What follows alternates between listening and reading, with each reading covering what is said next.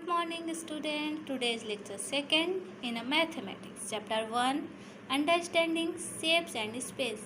आज हम आप लोगों को चैप्टर 1 स्टार्ट करेंगे जिसमें हम आपको शेप्स के बारे में और उनके जगह के बारे में बताएंगे. So today topic is rolling and sliding. हम आपको ये बताएंगे कि रोलिंग कैसे होती है और स्लाइडिंग कैसे होती है.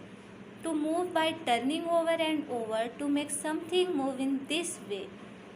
जो टर्न होती है ओवर द ओवर, वो टर्न होती जाती है, घूमती जाती है एक दूसरे के ऊपर ऊपर, उसे हम रोलिंग कहते हैं. Make something move this away, बस वो उस रास्ते में मूव करती जाती है. Over to over, turning on over and over, घूमती जाती है, उसे हम रोलिंग कहते हैं. जो एक चीज़ें हम घुमाते हैं वो एक दूसरे के ऊपर टर्न होती जाती है, एक दूसरे से ऊपर घूमती जाती हैं, उसे हम रोलिंग कहते हैं. नाउ स्लाइडिंग, टू मूव और make something move smoothly along a surface. एक ऐसी चीज़ जिसे हम मूव कराते हैं वो स्मूथली मूव करती जाती है सरफेस पे, उसे हम स्लाइडिंग कहते हैं. स्लाइडिंग कहते हैं जो एक सरफेस पे मूव करती है, स्मूथली मूव करती है, उसे हम स्लाइडिंग कहते हैं. और रोलिंग होता है जो वो टर्न करती है, एक दूसरे के ऊपर घूमती जाती. Over to over turning, this is rolling. And to move और मेक स्मूथली अलोंग सरफेस, एक ज़मीन पे बहुत दूर तक जाती है, मूव करती है, उसे हम स्लाइडिंग कहते हैं. Now this is rolling and sliding picture. Rohit is sliding but the ball is rolling. Ball surface पे ओवर टू ओवर टर्न कर रही है, सो ball is rolling and sliding. Rohit slide कर रहा है, मतलब एक सरफेस से आ रहा है, स्मूथली स्लिप कर रहा है, तो इसे हम स्लाइडिंग कहते हैं. Class assignment 1A, tick the correct the ones that roll and cross the ones that slide. Roll जिस पे रोलिंग हो रही है उसमें हम टिक करेंगे और जिसमें स्लाइडिंग हो रही है उसे हम कट करेंगे. So first is rolling, carpet roll की जाती है इसलिए यहाँ पे टिक करेंगे. Red is sliding, red slide कर रहा है, सो यहाँ पे क्रॉस करेंगे. व्हील रोलिंग करती है, over to over turn, wheel चल रही है इसलिए ये रोलिंग हो गया. दिस इज़ अ चाइल्ड, वो झूले पे स्लाइड कर रहा है इसलिए यहाँ पे रॉन्ग फिल करेंगे. बेलन रोल करता है तो यहाँ पे टिक करेंगे. और यहाँ पे ये लास्ट क्वेश्चन, बच्चे स्लाइड कर रहे हैं, एक सरफेस से स्मूथली लॉन्ग अवे तक जा रहे हैं, वो स्लाइडिंग हो गई.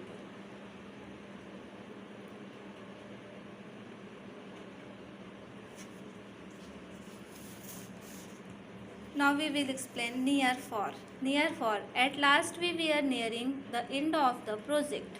Near मतलब वो चीज़ें जो प्रोजेक्ट के पास में होती हैं, प्रोजेक्ट के एंड तक होती हैं, उसे हम नियर कहते हैं. Ram is near the tree. Why will far is distant in space और द प्रोजेक्ट. फॉर उसे कहते हैं जो वो उस चीज़ से थोड़ी सी दूरी पे हो, किसी प्रोजेक्ट से थोड़ी पे दूरी पे हो. Now we will see the picture. Near for. Ram is near the tree. Ram पेड़ के पास खड़ा हुआ है. इसका मतलब नियर मीन्स होता है किसी भी ऑब्जेक्ट से पास खड़े होने का मतलब है नियर, और थोड़ी सी दूर खड़े होने का मतलब है फॉर. तो Ram is near the tree and Shyam is far the tree. Shyam पेड़ से काफ़ी दूर पे खड़ा है, so Ram is far the tree. Put a tick mark on the child near the chair and cross the child far from the chair. अब आप हमें बताओ कि कौन सा लड़का चेयर के पास खड़ा है और कौन सी बच्ची चेयर से दूर खड़ी है. तो दिस इज़, ये चेयर के पास खड़ा हुआ है तो यहाँ पे टिक करना है, और ये चेयर से दूर खड़ी हुई है तो यहाँ पे क्रॉस करना है. Put a tick mark on the tick correct on the doll far from the child and cross the doll near the child. कौन सी डॉल चाइल्ड के पास है उस पर हमें क्रॉस करना है, और कौन सी दूर है उस पर हमें टिक करना है. Colour the tree read that for from the house and green that near the house. हमें ट्री कलर करते हैं, जो दूर पे ट्री है इन दोनों को रेड कलर से कलर करने हैं, और जो पास में ट्री है उसे हमें ग्रीन कलर से कलर करने हैं. So this is clear. Near means पास में, ऑब्जेक्ट के पास। At least we are nearing the end of the project, end of the objects. जो किसी भी ऑब्जेक्ट के पास में होते हैं वहाँ पे नियर फिल करते हैं, जो उस ऑब्जेक्ट से थोड़ी दूर पे होते हैं वहाँ पे हम फॉर फिल करते हैं। This is class assignment first B, ये फर्स्ट ए।